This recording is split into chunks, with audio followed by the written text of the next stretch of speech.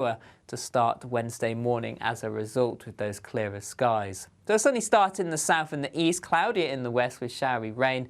This slowly pushes eastwards through the day, so tending to cloud over for many, but where we do get the sunnier breaks develop, we'll also see. Monday to Thursday nights on GB News. At 6, it's Dewbs Co. 7 o'clock, Farage. At 8, join Jacob Rees-Mogg. And at 9, Dan Wootton Tonight, followed by headliners. On TV, radio and online. This is GB News. First and foremost, I am a GB News fan, and I was before I was working here. Just love the fact that we're asking the questions that a lot of establishment media won't ask. With a bit of a twist, we not only want to inform you, but we want to keep you entertained. It's worth the drive because you get in and the team's all ready and waiting, they're itching to go, and it's a proper little family. GB News is the people's channel. It's the audience that makes the programme sing. We're giving our viewers and our listeners a voice. I see the thousands of your letters, tweets, emails, you name it, coming in. Britain is broken. How on earth did we get into this mess? But more importantly, how do we get out of it? The establishment had their chance. Now we're here to represent you. It's time for something different. It's time for GB News. I'm very patriotic. I believe in Britain. Our best days lie ahead. Britain's watching. Britain's watching. Join us here on GB News. The people's channel. Britain's news channel. Join me, Patrick Christie's, Monday to Friday, 3 till 6. We tackle the day's news agenda like you've never seen before. It's high tempo, high octane, the most controversial topics, and the best guests. You will not be able to take your eyes and ears off it. I'm not afraid to ask the questions that you really want answered. 3 till 6 p.m, Monday to Friday on GB News, the People's Channel, Britain's news channel. GB News has its own late-night paper preview show, Headliners, where comedians take you through the next day's top news stories. You don't have to bother reading the newspaper, we've got it covered for you. Headliners, every night at 11 p.m, and repeated every morning at 5 a.m. We won't send you to sleep like some of the other paper review shows out there. GB News, the People's Channel, Britain's news channel. Join me, Camilla Tominey, on Sunday mornings from 9:30, taking the politicians to task and breaking out of SW1 to see how their decisions are affecting you across the UK. Bursting the Westminster bubble every Sunday morning, only on GB News, the People's Channel. Britain's watching. Hello, I'm Calvin Robinson. Do not miss my Common Sense Crusade Saturdays at 7 p.m. Join me for some in-depth discussions on faith. Is that not the start of the slippery slope? It's very much so. And the big moral questions of the day. I'm baffled. You've got some nerve. Only on GB News, the People's Channel, Britain's news channel. I'm Andrew Doyle. Join me at 7 o'clock every Sunday night for Free Speech Nation, the show where I tackle the week's biggest stories in politics and current affairs with the help of my 2 comedian panellists and a variety of special guests. Free Speech Nation, Sunday nights from 7 on GB News, the People's Channel, Britain's news channel.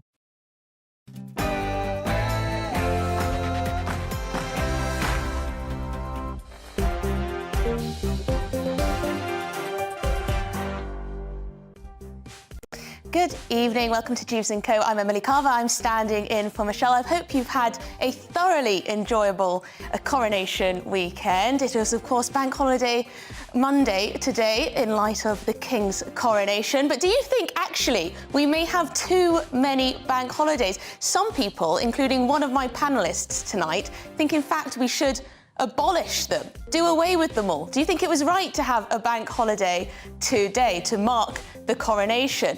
Then I want to talk about 0 hours contracts. Why? Because some companies, particularly the delivery types, the ones that deliver you groceries in less than 15 minutes, are sneakily moving back or planning to move back to 0 hour contracts because it's cheaper and easier for them when it comes to staffing. But do you think they're fair? Do you think they should be banned altogether? Do you think they're antiquated by now, even? Let me know what you think. And then we've seen the government has come out with various proposals to make getting GP appointments easier for you and I. One of them is to train receptionists at GPs to be what they call care navigators. So they can essentially tell you, when you phone up for a GP appointment, No, just go to a pharmacist, they'll sort you out. What do you make of that? And finally, Labour have been doing some work. They've been coming up with some manifesto pledges for the next general election. They want to crack down on foreign buyers of properties here. They think this is one solution to the housing crisis. What do you think of that? Do you think they should be taxed more heavily? Do you think that first-time buyers in Britain should get priority when it comes to new developments? Let me know. We've got all of that to come tonight on Dewbs Co with me, Emily Carver. But first, let's get the latest news headlines with Polly.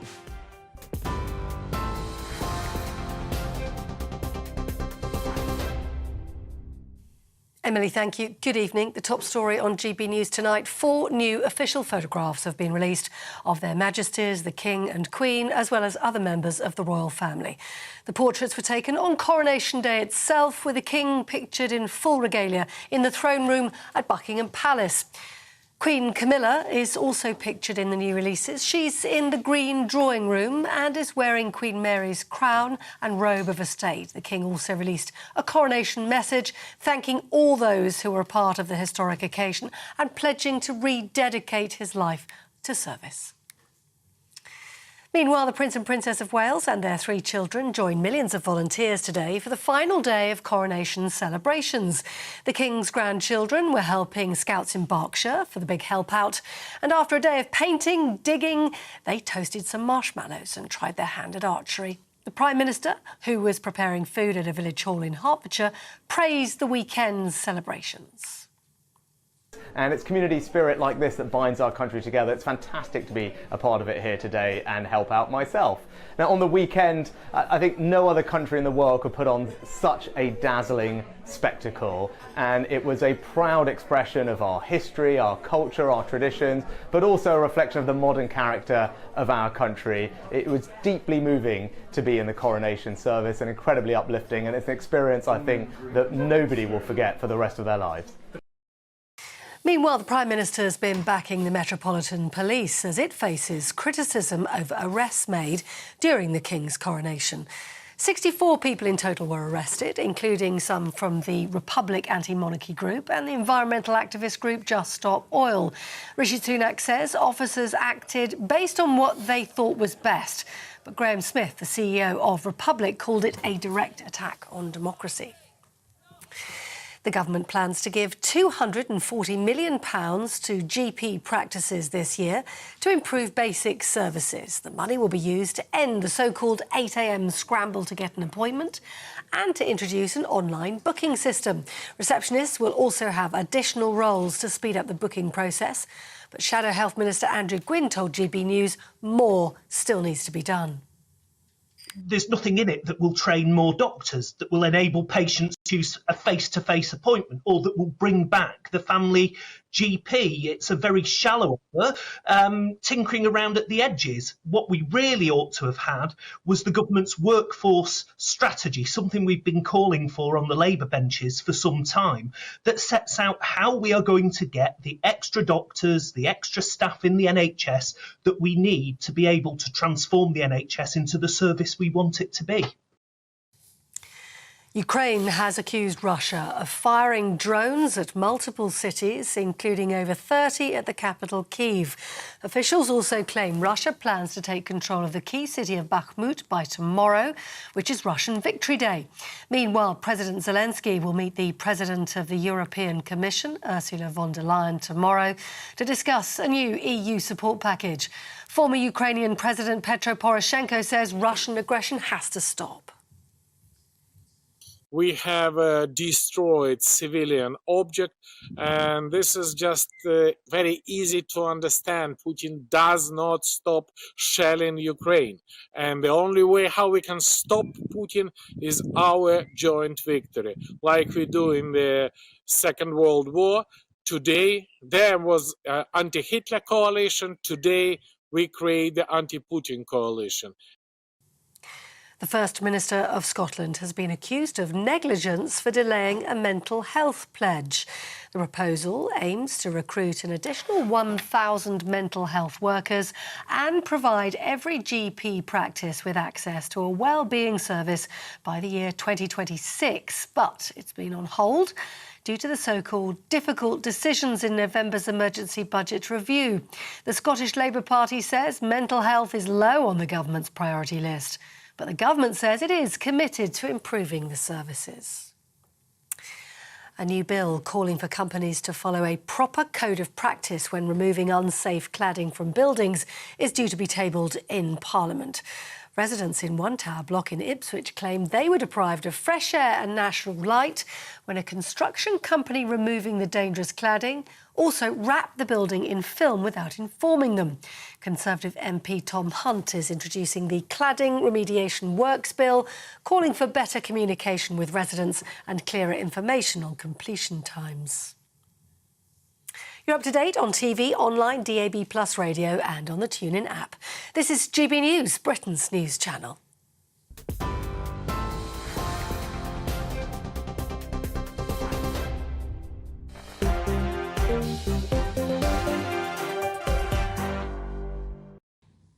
Welcome to Dewbs Co with me, Emily Carver. I'm standing in for Michelle today. Joining me until 7, my panel, Joe Phillips, political commentator, and Ben Habib, CEO of the First Property Group and a member of the Reform Party. Now, you can get in touch with us throughout the show. Please do, gbviews at gbnews.uk or tweet us at gbnews. Now, today, the nation is enjoying an extra public holiday to mark the King's coronation.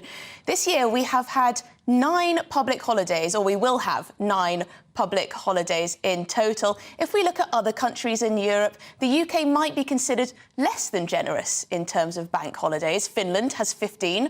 Other European states have around 12. Some people argue that too many days off is bad for the economy. Others say that any potential economic cost is offset by a boost in general well-being. Now, Ben, not to put you on the spot here, but I've heard from my producers that you have quite a strong view on this one. Well, it was. I'm going to defend the position. It was a throwaway line on the telephone, but you know, as you said in your tweet, actually, Emily, bringing you straight back into the crosshairs of this discussion. You know, you wait for bank holiday for ages, and you know, a bit like buses, they all turn up at the same time, and I think today, for me personally, was a bank holiday too far. You know, we had a bank holiday last weekend, and you know, maybe I'm a bit of a Scroogey kind of character, but I wanted to be back in the office this morning. I got up and I thought, well, what am I going to do today? And you're not actually a Scroogey person, a Scroogey character, compared to some people at GB News. One of my colleagues, in fact, someone senior, wrote a piece for GB News website, Mick Booker. He wrote that the King was wrong to make this a bank holiday, and that a start to a new reign would be a fantastic way, get everyone back to the grind. Well, I applaud Mr. Booker for discovering and revealing to us that the person who invented bank holidays, Sir John Lubbock, in 1871, a philanthropist and banker, he invented bank holidays and he had a pet wasp. Now, I don't know whether wasps need a lot of walking or he needed a bank holiday to do that. I think the problem is we've had so many bunched together. We had 2 extra last year, yes, because of the Queen's funeral and the Platinum Jubilee. And we've had Easter followed by 3 in May by the time we get to the end of the month. Then we won't get anything until the end of August, and then there's nothing till Christmas. So, as you rightly say, Emily, we're quite low down the ratings in terms of generosity. But they're all socialist nations. All the nations you quoted are socialist nations. Well, Scotland, of course, has 11. And, well, there you go. Yeah. I think they've had it under different governments as well. Well, you sound like the TUC, maybe, because last year they said, they looked at European countries and they said, we're not doing too well, we're too far down the ratings when it comes to bank holidays. We should have, I think they asked for, let me see, they asked for 4 new bank holidays on top of the 8 we already have as standard, and that's to align us with European countries. But, Ben, is it not also the case that they may have fewer days when it comes to statutory leave? They may do. I haven't looked at what the statutory leave scenarios in Europe or what the sort of normal contractual provisions are. But there is a history to bank holidays which goes before 1871. I think before 1830 there was sort of 40 national holidays every year. And then in 1834 someone cut that right back to 8. Can you imagine? From 40 to 8. And that was, of course, before we had proper employment law and so on, protecting people's interests and rights. And nowadays we all have contractual entitlement to holidays. 20 days is perfectly normal. Some have 25, some even have 30 days working day holidays a year. And so the need for bank holidays is somewhat diminished as a result, because we all do have our entitlement. And there is a cost to bank holidays. The hospitality sector, as you and I were discussing earlier, Jo, do benefit to some extent from these days off. But the estimated cost of a bank holiday is somewhere between £1 billion and £2 billion. Now, at a time when we're coming out of COVID lockdowns, the economy's on its back. It's not helpful, maybe. It's not helpful. Well, and also it's very weather dependent. Now, yesterday was absolutely glorious. And where I live in Kent, everywhere was absolutely, heaving. But today, not so nice. And I know there are other parts of the country where it's been raining all day, and I'm sure they haven't been. Everyone's just sitting at home on the sofa. Or steamy cups of tea in, steamed up cafes and things. I was wondering what you were going to say there, Jo, for a second. It's good. Yes, please do tell us what you're up to this bank holiday. But I do think there is a point that Ben makes that, working practices have changed as well. I mean, Whitsun, which is the end of May, the bank holiday, in olden times, but not that long ago, factories always used to close for 2 weeks and everybody had to take their holidays then, because it was obviously bonkers to have people staggered if you were going to have to close down a whole factory. So I think, if you're going to have bank holidays, maybe they should be either spread out a bit more or for something really worthwhile. I'm not sure that we needed one for today, I have to say. Well, I agree, actually. We had a tremendous day. Perhaps people at home are thinking, what a miserable lot. I want to pound the Kings. We're all working. Bank holiday. Well, that is true, we are working. And a lot of people are. It's worth remembering that a lot of people are still working as normal today. And someone has just messaged saying, more bank holidays means even more lost school time for children. Not good. Won't someone think of the children, Ben? True. Well, there you go. It's a loss of productivity at all ends of the age spectrum, isn't it? Actually, I mean, there's a serious point to that, which is if you're paying for extortionate childcare costs and you suddenly have a bank holiday, you have to pay. In any event. In any event. So, for somebody who maybe is working, perhaps, somebody in the health service, for instance, has got to work today, but the nursery is closed, they've still got to pay for it. So, I mean, it's an inconvenience, but, It's an inconvenience, but I'm going to pick you up on that economic point. Yeah. Because you fact-checked me while I was speaking, did you? Yeah. Now, we can quibble about the cost, but apparently the Jubilee weekend bank holiday, the Department for Culture and Media Sports said it would cost the economy around £2.39 billion. However, the economy was estimated to have had a £6.37 billion boost from Jubilee spending in tourism. No. So you lose some in one area, make it up elsewhere. So I think that weekend is particularly interesting because it was a celebration that went through the weekend. The coronation was a celebration on Saturday, and I imagine tourist receipts from tourism went up as a result of the Saturday. But today, there wasn't really that much going on. I think today was a day of volunteering your help, which probably doesn't add a lot to the economic But to our national well-being, apparently 6 million people in this country have been out volunteering in one way or another. How brilliant is that? Yeah, but lots of people volunteer all the time. That's true, yes. And, we've had all of this, time and time again after the Olympics. We were all going to be lovely and kind and do amazing things and volunteer. We all came together during COVID and looked after our neighbours. I don't see much evidence of that anymore, I'm afraid. Subsisting. And this voluntary stuff, it's fine, but you can do it all the year round. You should do it. You should do it all the year round. Yeah. Well, I saw a particularly miserable journalist tweet earlier this morning that it was outrageous for the King to ask people to volunteer because he's had us spend so much money on his coronation I think Kevin and on Maguire everything that goes with it. So therefore he has no to his right. opinions. No right. You saw who it was. Yes, it was Kevin Maguire. I will say who it was. But yes, I think that's a bit. I'm not sure if that argument really stands. But hey, it all sounds a bit desperate today. This idea that we're all people are supposed to be having tea parties and volunteering. The coronation was Saturday. That's it. That's all that needed. Today's to an happen, anticlimax, almost. And it all feels a little bit desperate, a bit pathetic. Trying to drag it out and a little bit like the concert at Windsor, I have to say, which was B-lists gone mad. Well, I got told off earlier for being a little bit less than 100% enthusiastic about the concert. Did you watch it, Ben? I didn't watch it, so that's how enthusiastic I was. Well, that doesn't necessarily surprise me, I caught a little bit of it and thought, really, this is just... But lots of people like it. I mean, there's a point where people can do their own thing. But I do think today's bank holiday was they very much will. And by the way, Matthew has got in touch. He's delighted to see you both back. He says the power pair are back. That's you two. Love these two panellists. Where's Bingo Brenda? Bingo Brenda. I don't know if that's her name. We're not mentioning that. You wait. I will. I will. Regular viewers will know that Joe Phillips has a bit of an obsession, I would say. Well, an unhealthy obsession with a former Prime Minister who has lots of scruffy blonde hair.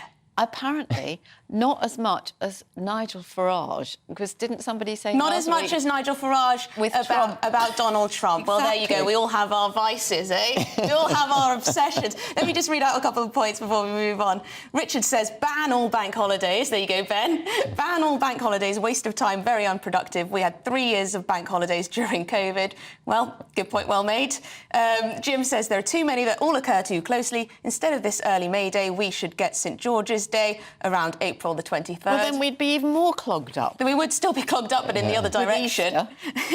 And Matthew says, Michelle seems to be loving the bank holidays. Well, there is that point. Yes, it's true. I am always in this seat when there is a bank holiday, but fair play to her. She's worked hard, but we don't mind as it means Emily Carver is on our screens. Well, that's rather nice. That is lovely. That is rather nice. Lovely. You win some, you lose. You win some, you lose some. Hospitality, Emily Carver.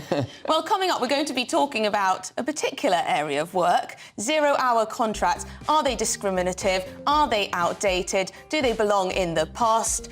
We've had this kind of flexible work, well, for as long as work's really existed. But do you think with companies like Deliveroo, Uber, Just Eat, all of these sort of fast, quick-paced delivery services, do you think they're taking advantage of their employees? They're planning to put couriers back on this cool work system. Is that fair? It's all about family, being in people's living rooms, all the interaction and getting to know who our viewers and listeners are. When I was young, my dad used to say, Nana, stop arguing. I wanted an outlet that would enable me to give my opinion. People are going through a really hard time right now, and I know that you don't feel like you're being listened to by the establishment. I came to GB News because it's the People's Channel, and I want the audience to have their say on the events of the day. We're dynamic. We do something different. Democracy shows that the wisdom of the nation is in its people. I get to travel to find out what the story is from a personal perspective. The British people aren't fools. We know when we're not being told the full story. We've got to work out how Britain moves forward from this. It's the best country in the world. The establishment had their chance. Now we're here to represent your views. Britain's watching. Britain's watching. Britain's watching. We're proud to be GB News. The People's Channel. Britain's news channel. So Dewbs Co, we tackle the issues of the day with real, robust debate, both sides of the fence, battling it out with me in the middle with my forthright opinions and views. And often really interesting things happen because you start with a position and then by the end of the debate you find actually, well, I might not have thought about that one. What we need in this country is 2 new political parties. You should maybe think about doing a 2024 calendar.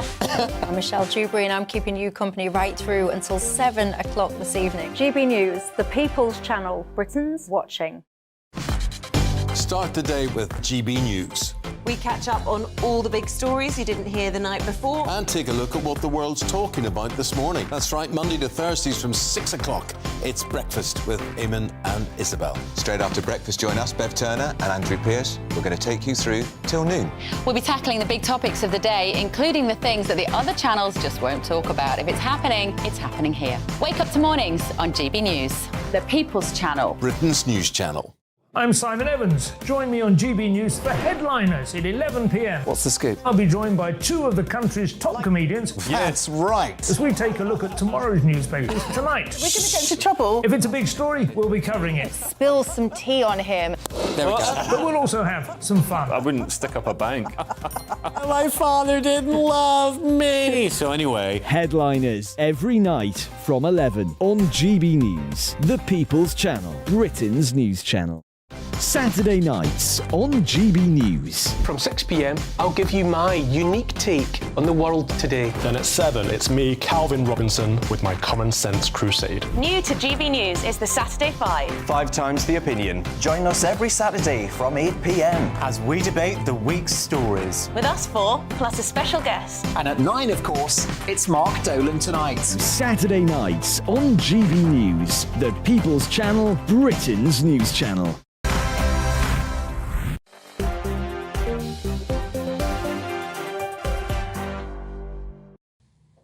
Welcome back to Dewbs Co with me, Emily Carver. Keeping me company until 7 is Joe Phillips, political commentator, and Ben Habib, CEO of the First Property Group and a member of the Reform Party. Now, rapid grocery delivery firms are preparing to move hundreds of couriers paid by the hour onto zero-hour contracts. They are quite often referred to as on-call work, as an employer is not obliged to provide any minimum number of working hours to the employee when it comes to these zero-hour contracts. The government is planning to change this practice, or they've said they're planning to change this practice with its new employment bill. The TUC, the Trade Union Congress, wants zero-hour contracts to be banned altogether, but the CBI says they play a vital role in employment levels. Joe, what is your view on this? We see this a lot with low-paid jobs, people on motorbikes and bicycles carrying us our groceries last minute or delivering our hot food. What do you think? I think they're pretty grim jobs and they're pretty ghastly conditions. I mean, riding around on a bike or a moped or a motorbike in the pouring rain to deliver an avocado and a packet of Rolos to, you know, a student at 3 o'clock in the morning because they've got the munchies. I was telling Ben, you see, when you There's an idea. I feel like a packet of Rolos. I don't think they make Rolos anymore, do they? Don't. But I bet there's somebody They actually don't. No, well, there you go. But I think, you know, what is this rapid grocery delivery? I know, it's a funny term, You know, isn't this it? is not ordering your week's shopping, you know, that's delivered by Ocado or Tesco's or any of the other. Or this is whimsy. And I hate to say this because it's going to make me sound like a stuffy old prude, but a lot of the people who are using these companies would be the first to say it's outrageous, it's disgusting. That's true. I overheard 2 young women when I was getting the train this afternoon talking about, did you know you can get a vape delivered? I got one the other day, a disposable one for £10. And you sort of think, OK, so, you know, what sort of a person are you? And the carbon emissions associated with someone getting on a motorbike and getting out there. But you know, there is a much bigger issue here, and the TUC is quite right to point out that the government has promised 20 times, it lists 20 times, where it was going to do something. The government said it was going to have an employment bill after the mass sacking of 800 people by P&O. Those ferries are still sailing. Nothing happened. But Joe, hang on, because I want to look at this in the round, because I think you're right. You're saying that these jobs are low paid, they're not great working conditions, but actually these jobs are quite useful to people. And yes, students might use this kind of service at 3 a.m, but they also do these kind of jobs. They fit around their student life. They can make a little bit of cash. They don't want to be necessarily bogged down with a contract. They won't be hired if a company has to put them on a full-on contract, and it's not beneficial necessarily for either party. So, I mean, I think I come to the same conclusion as you, Joe, but I have a very different take on zero-hour contracts. And the reason I think... Oh, no, that was bank holidays, sorry. the reason, in my view, the unequivocal explanation for their... unarguable explanation for their existence is that employment law itself has become too restrictive. When you take an employee on now, there are many on costs, if you like, just beyond the salary that you have to bear, and there are many regulations to which an employer becomes bound.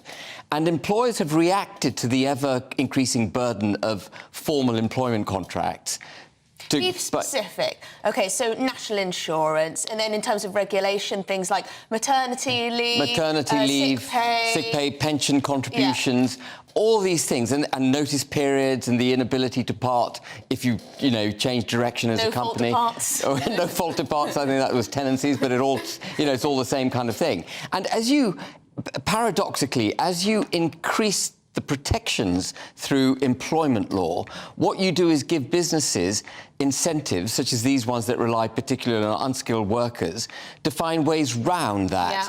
And the zero-hour contract, I think, doesn't need more regulation to protect those who are in zero-hour contracts. What we need is less regulation of the employment market itself, so that it's much easier for employers to employ and then let go of employees when you need to let them go. Everyone wants to be employed because because I think zero-hour contracts are going to be very controversial, but I think they can be a very, very good thing. Well, they can give you a source of income. Yes, you don't know exactly how many hours you're going to have, but it's good for the employer, particularly in areas like hospitality, when they can't control demand for their services.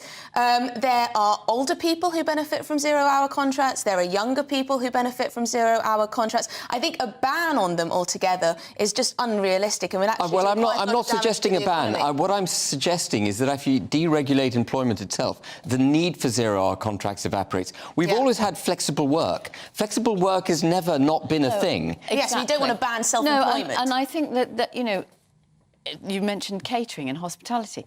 There are many, many people who've worked in that sort of sphere, myself included, where you'd get a call saying, can you come in? We've got a booking of, extra tables tonight, or we don't need you tonight.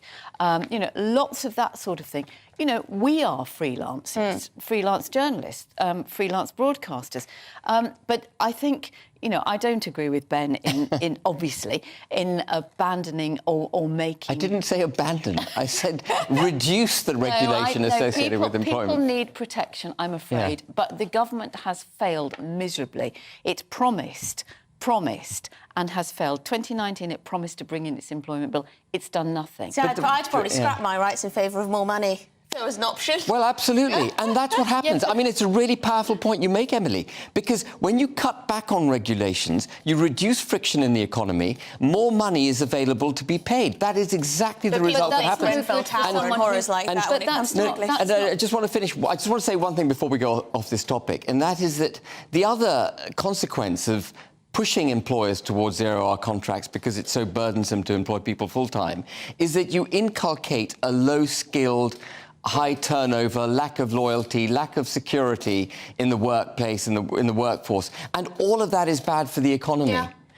Paradoxically, you've just got to take it as read. We need to deregulate employment itself. It's so frustrating, the conversation around workers' rights and regulation in the labour market, because it's, left wing say regulation good, right wing say regulation bad, and never the two shall meet. And so it's frustrating because I think there always has to be a balance. There are pros and cons. A couple of views before we move on. Sorry. We'll come back, maybe. John says, outdated and wrong, just boycott the companies that use them, these zero-hour contracts. Richard says, nothing wrong with zero-hour contracts. They have their place and advantages. And Patrick says, didn't Tony Blair say in 1994 if he got elected he would ban zero-hour contracts? Maybe. I don't know. I'd have to fact-check that. But coming up, the government is planning a GP reform to call time on the 8 a.m. rush for appointments. Would redirecting patients to local pharmacies solve the problem of not being able to get a GP appointment? I'm not so sure. I joined GB News because I was sick and tired of not hearing my views being represented, not just mine, but so many people that I knew and spoke to. I just couldn't get my voice out there. I couldn't say anything. I couldn't do anything. Whatever the narrative was, I kind of had to follow it. GB News is there to provide a voice for those who have been ignored by the establishment media. We think different things. We've got a different style. GB News is here to be optimistic and positive about the future. It's real kind of dynamic and flowing, with the audience very much at the heart of it, like a big family. Here at GB News, we talk about the things that matter to you. Hearing the voices from right across our towns and cities, especially our towns. All sides of the argument represented with a heavy dose of opinion. We're on a mission here to make a difference. And the GB News family really is here for you, and whatever time of day you can watch or listen. Britain's watching. Britain's watching. We're proud to be GB News, The People's Channel. Britain's news channel. Westminster is going around in ever-decreasing circles, followed by the media. Britain is broken. How on earth did we get into this mess? But more importantly, how do we get out of it? Join me at 7 p.m, Mondays to Thursdays on Farage, here on GB News. We will have open, rational debate. We've got to work out how Britain moves forward from this. Join us here on GB News, the People's Channel. Britain is watching. You've probably seen politicians interviewed 1,000 times, but we do it differently. We find out who they really are, we don't shout, we chat, and hopefully we bring a bit of light, not just heat. Did you know Kate Moss? Apparently. Do you have a pair of jeans or a pair of jeans? No, of course I don't. What would I do with them? My friends are like, oh my God, what's she doing now? Join me every Sunday at 6 for Gloria Meets, only on GB News, the People's Channel, Britain's news channel. I'm Jacob Rees-Mogg, the Member of Parliament for North East Somerset and a former government minister. For years, I've walked the corridors of power in both Westminster and the City of London. We need to have the arguments, the discussions on how we make it better. Crop failures, famine, war, suffering on a scale completely unimaginable. We are putting the cart before the horse. As Charles I said at the scaffold, he was the true defender of liberty. Yeah, I've completely derailed the conversation. Join me Monday to Thursday at 8 p.m. on GB News, Britain's news channel. New to GB News is the Saturday 5. Join us every Saturday from 8 p.m. as we debate the week's stories. Right, folks, that was a spicy one, wasn't it? With us four, plus a special guest. Sometimes she has to stick her foot in it. Sometimes she has to say things as they are. Sometimes I think we should keep the refugees and send the pensioners to Rwanda. Then we'd be in a much better state. Well, Benjamin, that is... The Saturday 5. Saturday nights from 8. Only on GB News, the People's Channel. Britain's news channel.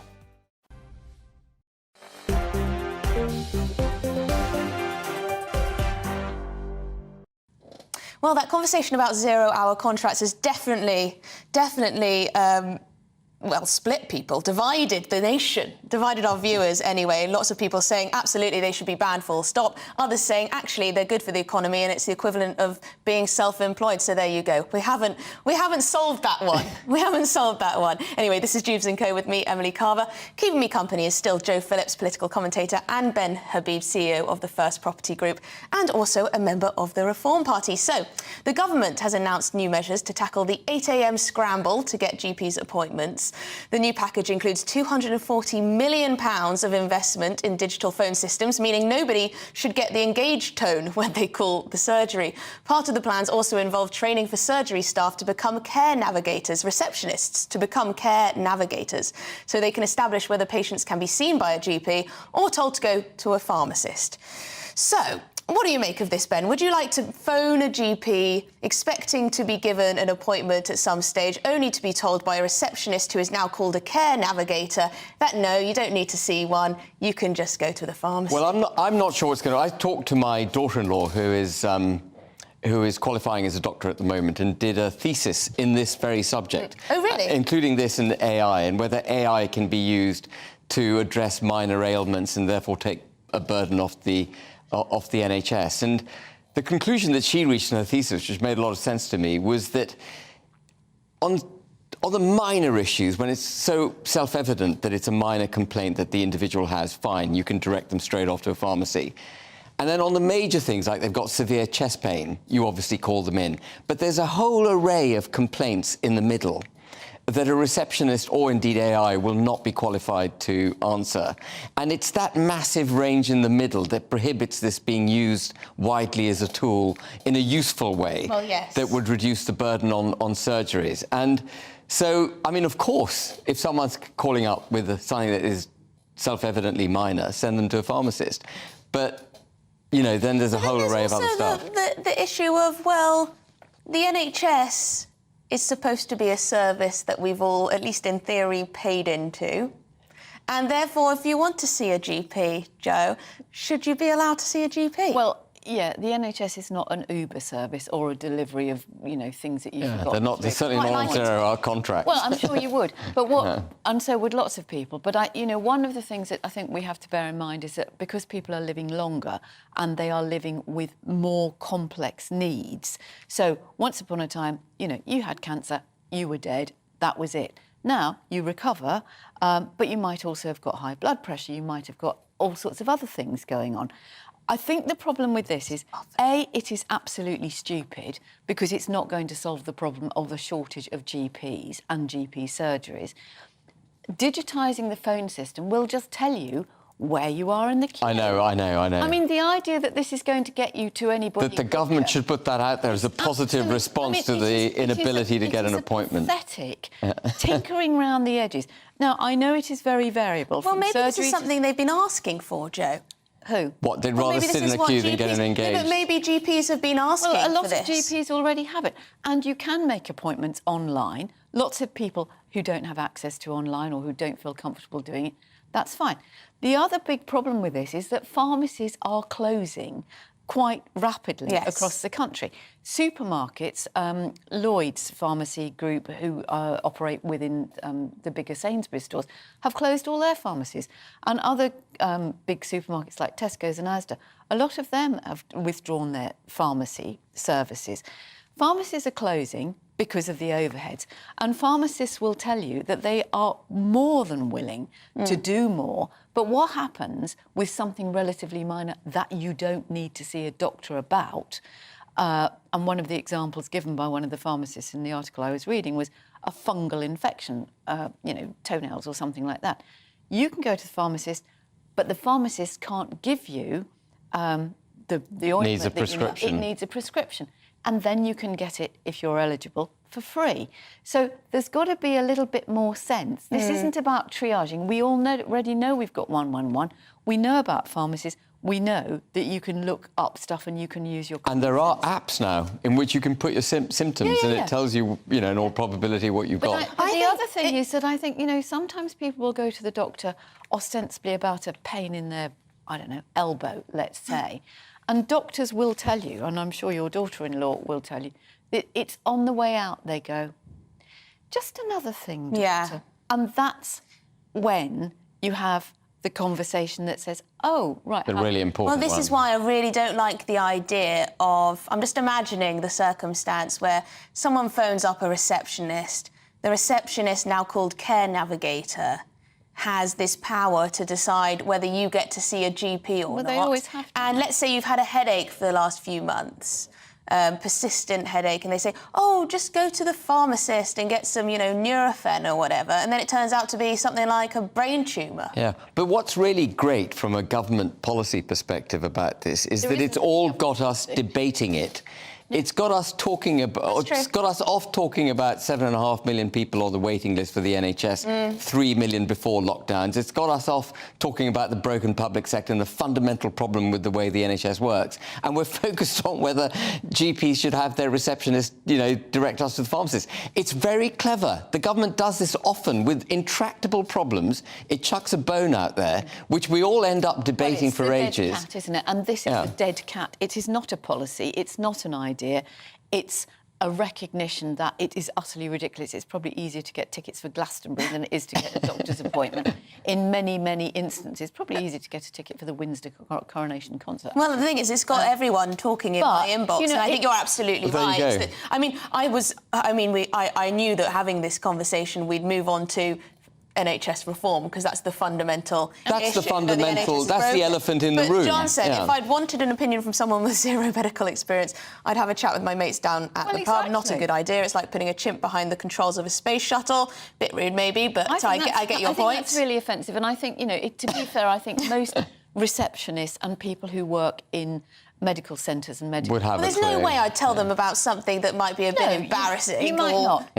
Something... But so much depends on where you live, because, I can make an appointment online, and we've got a digital phone system, but it only tells me, where I am in the queue, and you've got to listen to every option before you can then go through. Do you know what I've learned from this conversation, just from your views that are coming in, is that every GP seems to do things differently. Exactly. Some make you make an appointment online if it's not urgent.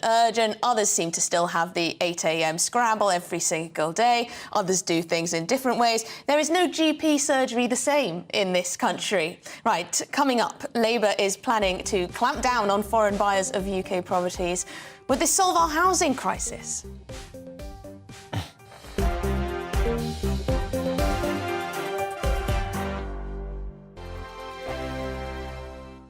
Monday to Thursday nights on GB News. At 6, it's Dewbs Co. 7 o'clock, Farage. At 8, join Jacob Rees-Mogg. And at 9, Dan Wootton Tonight, followed by headliners on TV, radio and online. This is GB News.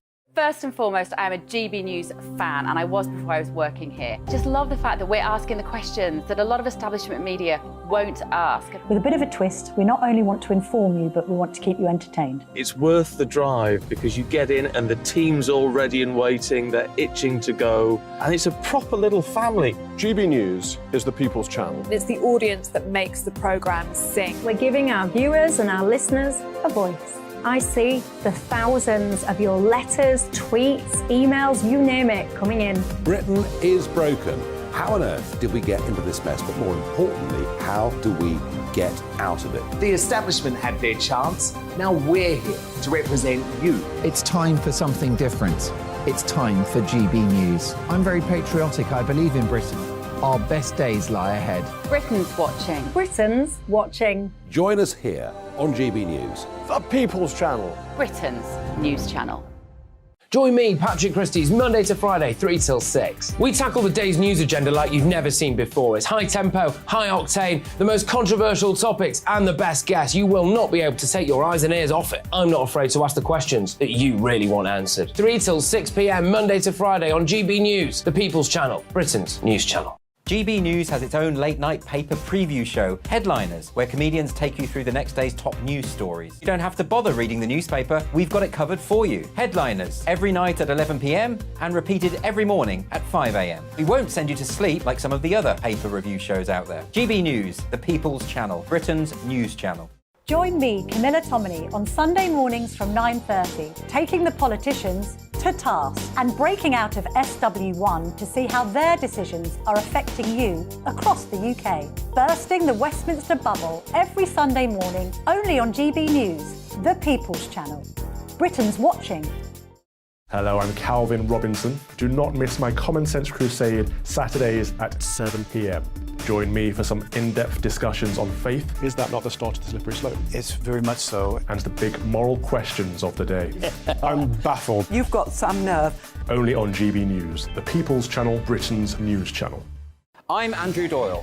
Join me at 7 o'clock every Sunday night for Free Speech Nation, the show where I tackle the week's biggest stories in politics and current affairs with the help of my 2 comedian panellists and a variety of special guests. Free Speech Nation, Sunday nights from 7 on GB News, the People's Channel, Britain's news channel. On Dan Wootton Tonight, former Chancellor Kwasi Kwarteng is live in the studio for his exclusive reaction to the Tories' election wipeout. Plus, after Prince Harry's humiliating appearance at the coronation, is the troubled Duke now just a spare part? Join Dan, Nigel Farage and Angela Levin for unmissable political and royal analysis, 9 to 11 p.m. on GB News.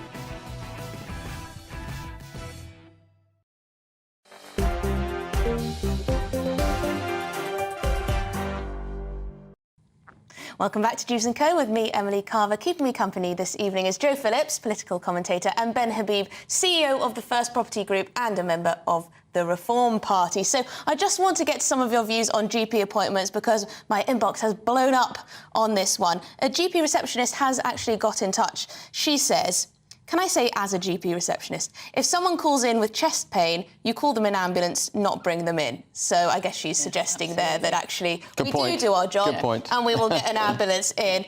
However, the problem is, Ali says, knowing the standard of a GP receptionist, I would not trust any of them as triage people.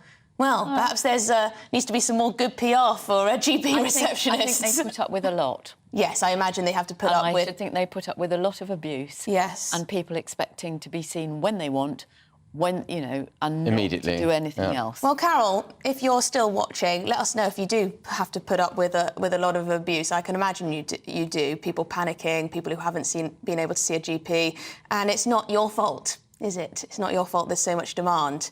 And just lastly, quickly, Doug says, if you need the doctor urgently, my GP surgery always says none today, call at 8 a.m. tomorrow. The online booking system is excellent, though, if your need isn't urgent. So there you go. I think online is best for most people, actually. Moving on, Labour has come up with a radical plan, apparently, to sort out the UK housing crisis if they win the next general election. They say they would increase the stamp duty paid by foreign buyers of UK property, while also restricting the sale of new build properties to overseas investors. Now, this is still in the planning stage. They're thinking about proposals for their manifesto ahead of the next general election. But, Jo, do you like this? Do you like what you're hearing here? Well, foreign investors already pay more than UK buyers in stamp duty. They do. I think the problem... are you ready, Brenda? Bingo coming up. Because this was something that really happened when Boris Johnson was Mayor of London, and there was a huge building boom, particularly around Vauxhall and Nine Elms, where lots and lots of high-end properties were sold off-plan, so before they'd even, you know, put a spade in the ground. And many of those properties were sold to foreign investors, offshore trusts, and they remained, and for all I know, would they have been built, though, Jo? Open. Would they have been built if it weren't for people buying them off-plan? You would have to ask them. They may not have been. But it does. But I mean, that doesn't solve the problem. It doesn't solve the problem. If you've got a lot of buildings that are empty, what it does it falsely inflates the value for the property company. It doesn't do anything to alleviate the housing problem. The thing I really like about the Labour proposals, which, as you say, are only proposals, is that on development, which I think would be much more relevant outside of big cities, is that local people would have there'd be a 6-month period where local people, first-time buyers, would have first dibs on new developments, which I think is quite a good thing. What property, and I know you're probably going to say, no, you're completely wrong. No, why would I do that, Jo? Well, I don't know, because you never do that. Well, you always do it like... Homes, as opposed to property, shouldn't be about speculation. There are too many people without decent homes in this country, while places sit empty in order to, you know, pay money into offshore bank accounts. Well, is zero-sum game if we don't give properties, if we clamp down on foreign buyers of properties? Is that actually going to have any benefit to people living here already? Our failure to produce the requisite number of houses each year has got nothing to do with foreign buyers of property. The real problem is that we simply can't build houses fast enough. And if you look back over the last 40 years of house building in the United Kingdom, the high watermark is just over 200,000 a year, and we've been sitting at about 150,000 a year for the last 10 years. And the real issue, again, and I come back to it, and it's a bit like employment law, the real issue is that getting through the planning process and all the costs associated with getting planning permissions, such as community levies, the requirement to build infrastructure around your housing developments, everything else, slows you down and makes less development come forward. And what we need is deregulation of the planning system. We need to make it easier, quicker and cheaper to build. That's the first thing. Then the other thing, which I find quite rich about the Labour Party, and we may disagree here, is that they talk about the demand placed on housing from foreign rich buyers of UK property. But what about the demand on UK housing from unmitigated open borders? You know, last year we had legal, forget about the illegal migration, last year we had legal migration of a net 500,000.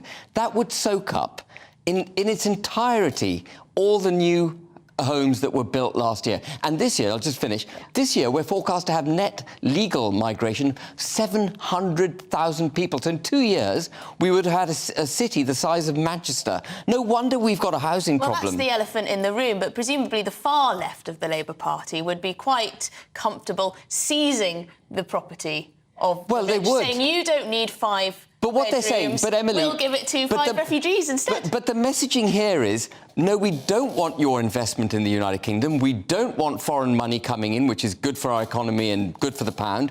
What we want is unbridled, unskilled immigration, which actually puts a huge burden, not just on housing, but on all infrastructure. That's the Labour Party messaging. Cheaper housing, which is what people are struggling to get, isn't it? It's not like most people are struggling to get a £2 million flat in absolutely right. central London. Absolutely. It's cheap housing. No, it's affordable housing, and the problem is that the developers for too long have found ways to get away with not doing a quota of affordable housing. Oh, they're obliged to, Jo. I know they are. But what happens is... But it depends on the local authority. Some, it's as low as 17%, and then they go, oh, I'm really sorry, we can't afford to do it here. We're going to have to build it off-site. We've just been talking about GPs. Every time you build another load of 700 houses, which is not a huge estate, you know, you're going to need probably 1,400 people will need a GP. Some of those people will need a school. You've got schools closing in London because people are moving out, people with families. You've got a shortage of rental properties. You've got second homeowners. And we're going to get a much bigger shortage. You've got town centres that are dying on their feet, where you could actually create much more diverse and mixed accommodation. I think there's one problem, and it speaks to both of what both of you have said, but there's a lot of areas in this country where people already have homes and they don't necessarily want lots of new homes to be built there. They then campaign against new developments. But you can see their point. It's not like they voted for mass immigration. No, no one's voted for mass immigration. I can't recollect anyone having it on their manifesto. Why should I have to have loads of new developments where I live? But that, you know, you can see their point. I know what Ben's saying about immigration, legal immigration, but you know, the houses that are being built in many, many areas, they're 3-4 bedroom houses. They are the top end. They're not first-time buyers. They're not starter homes for young people. They're not, you know, for young couples with one baby or, you know, maybe 2 small children. They're not building houses like that.